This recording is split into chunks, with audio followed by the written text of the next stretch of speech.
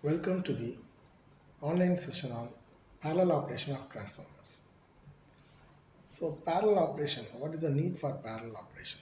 So those things we are going to discuss here. When the primaries and secondaries of the two or more transformers are connected separately to the same incoming and outgoing lines to share the load, that type of connection will be called as parallel connection. Let us consider a two transformer A and B. If these two transformers are placed in parallel means, the winding of the two transformers, will be connected to the bus bars. Primary windings will be connected to the bus bars. Secondary windings are connected to the load.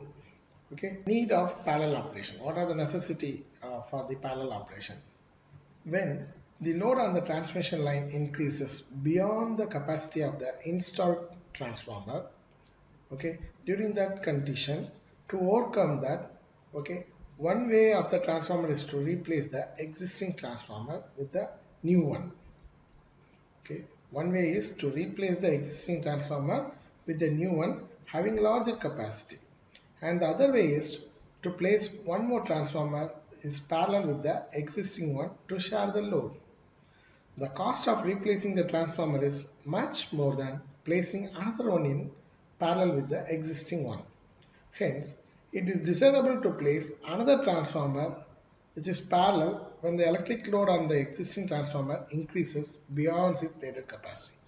So, according to the demand, we can go for parallel operation. When the load on the transmission line increases beyond the capacity of the installed transformer level, to overcome this problem, we can replace the existing transformer with the new one having larger capacity. We can go for higher rating of transformer. And the other way is to place one more transformer which is parallel with the existing one to share the load. So by doing this, the cost of replacing the transformer will be considered, because replacing the transformer is much more than placing another one in parallel with the existing one with same rating. So it is desirable to place another transformer in parallel when the electric load on the existing transformer increases beyond its rated capacity. Sometimes the amount of power to be transformed is so high that it is not possible to build a single unit of that capacity. Then we have to place two or more transformers in parallel. Hence, parallel operation of transformer is necessary when the amount of power to be transformed is much more than that which can be handled by single unit. At the grid substations, spare transformers are always necessary to ensure the continuity of supply in case of breakdown. The size of spare transformer depends upon the size of transformers placed at the grid substation. Therefore, it is desirable to place transformers of smaller capacity in parallel to transform the given load, which in turn reduce the size of the spare transformer. So that to maximize the electric power system efficiency and also to maximize the availability of the electric power system and to maximize the reliability of the electric power system and to increase the flexibility of the electric power system, we go for this parallel operation. So this is the need for the parallel operation.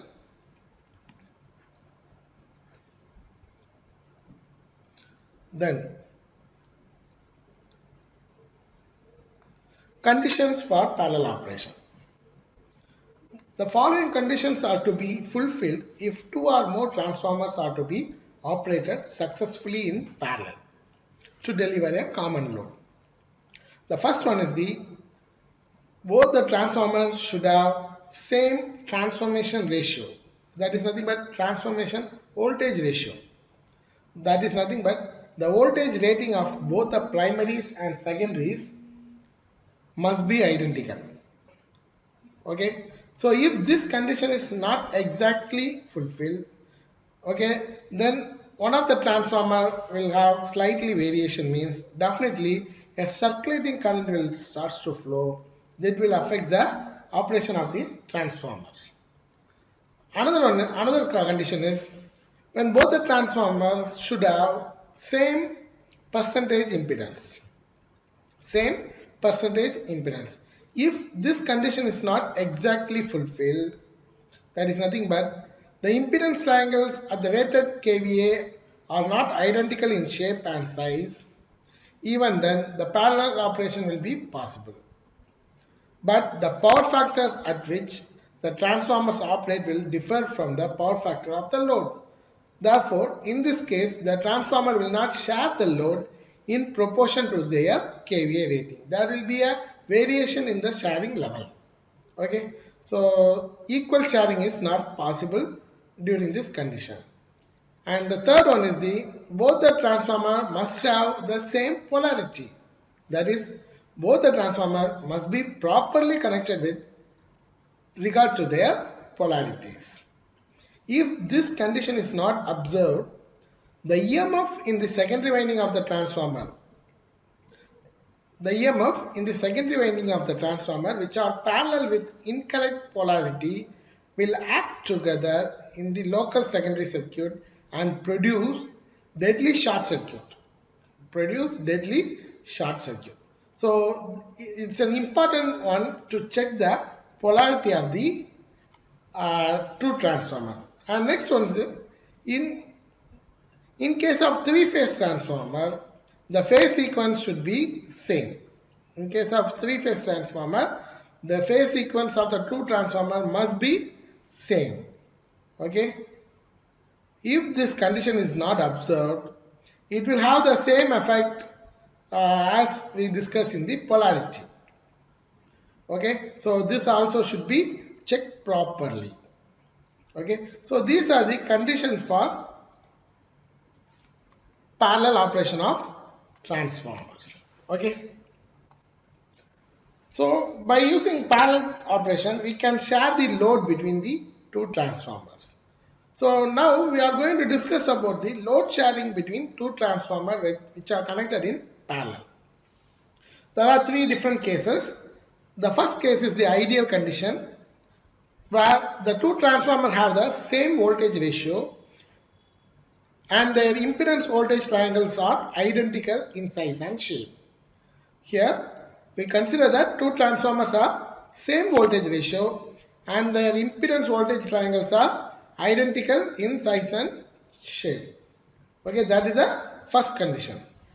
Okay, the second condition, equal voltage ratio condition,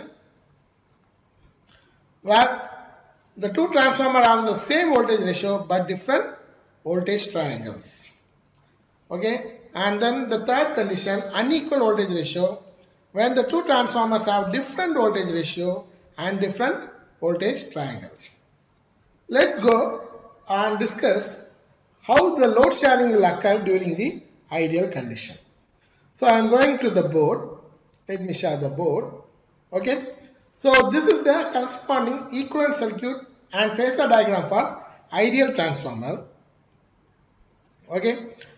Ideal condition transformer where the impedance triangle will be same, voltage ratio will be same. Okay. Impedance triangle in size and shape will be same. So that is what the ideal case. Here E be the no load secondary voltage of the transformer and V is the terminal voltage of the transformer. Okay, A and B are the two transformer where I1 will flow through the transformer 1 and I2 will flow through the transformer 2. That is the current. The total current will be considered as I. The impedance in the transformer 1 is R1 X1. Impedance in the transformer 2 is R2 X2.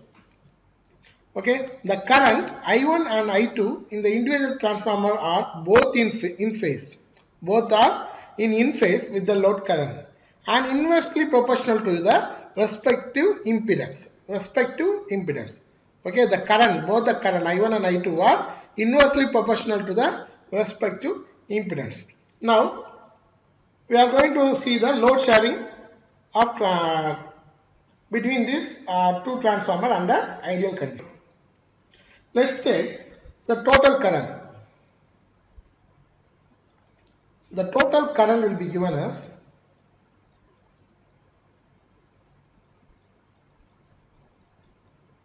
I vector is equal to I1 vector plus I2 vector.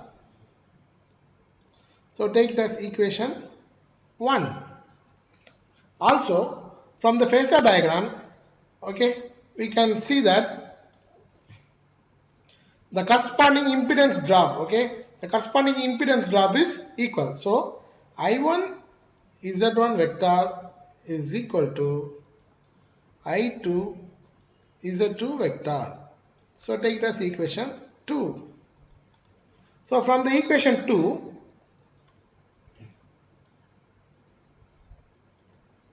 we can write it as I1 vector divided by I2 vector is equal to Z1 vector divided by Z2 vector, where I1 can be written as I1 vector will be equal to the Z2 vector divided by inversely proportional, okay, impedance is inversely proportional. So Z2 vector divided by Z1 vector into I2 vector. So take it as equation number 3, okay.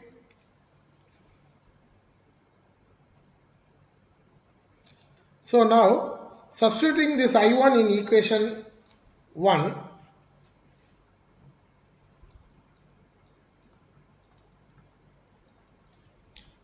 I1 value, I1 vector value in equation 1, we get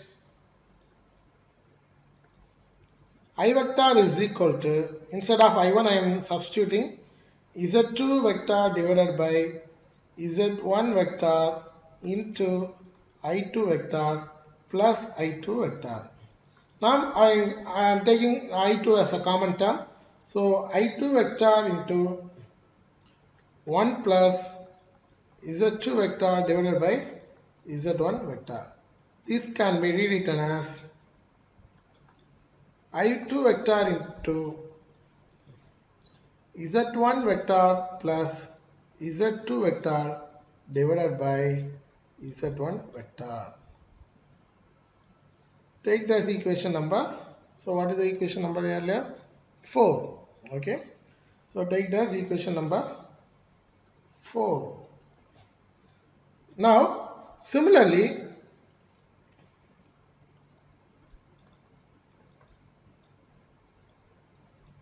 okay, I1 vector can be calculated as I1 vector is equal to Z. Oh, sorry. Okay. Sorry.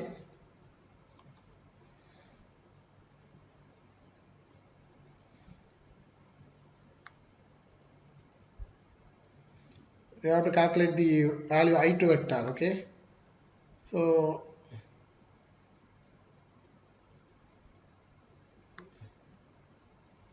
okay.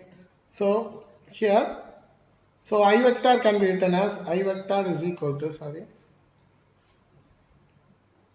I vector can be considered as I vector is equal to I2 vector into Z1 vector plus Z2 vector divided by Z1 vector. From this equation, we can find out the value of I2. So I2 vector can be written as I2 vector is equal to I vector into Z1 vector divided by Z1 vector plus Z2 vector. This is equation number 4. Okay. Similarly, we can calculate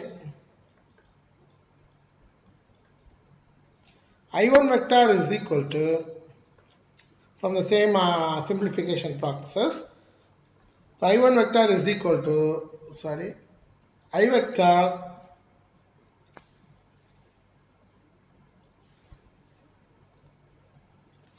into Z2 vector divided by Z1 vector plus Z2 vector.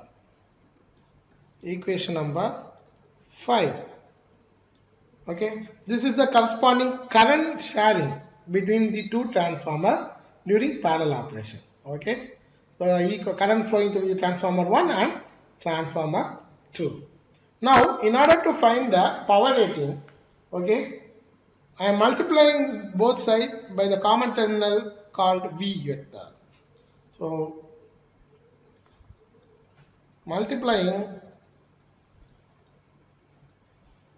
both sides by the common terminal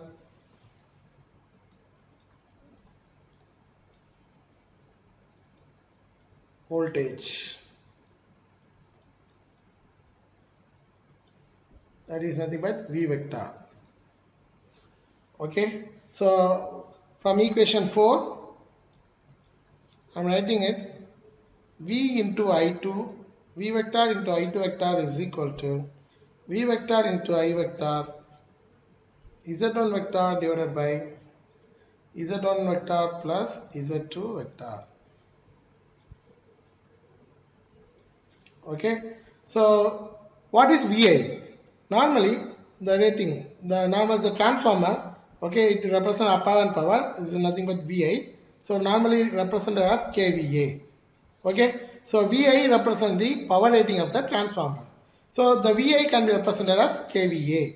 V1, sorry, V will be the common terminal, so there won't be a V1 V2 suffix. Okay, so V into I1 represents the kVA rating of the transformer 1, and V into I2 represents the kVA rating of the transformer 2. So that this equation can be written as kVA2 is equal to kVA into Z1 vector divided by Z1 vector plus Z2 vector. Okay, so take it as equation 6. Similarly, from the equation 5 we can write it as kVA1 vector is equal to kVA into Z2 vector divided by Z1 vector plus Z2 vector. So this can be considered as equation 7. Okay.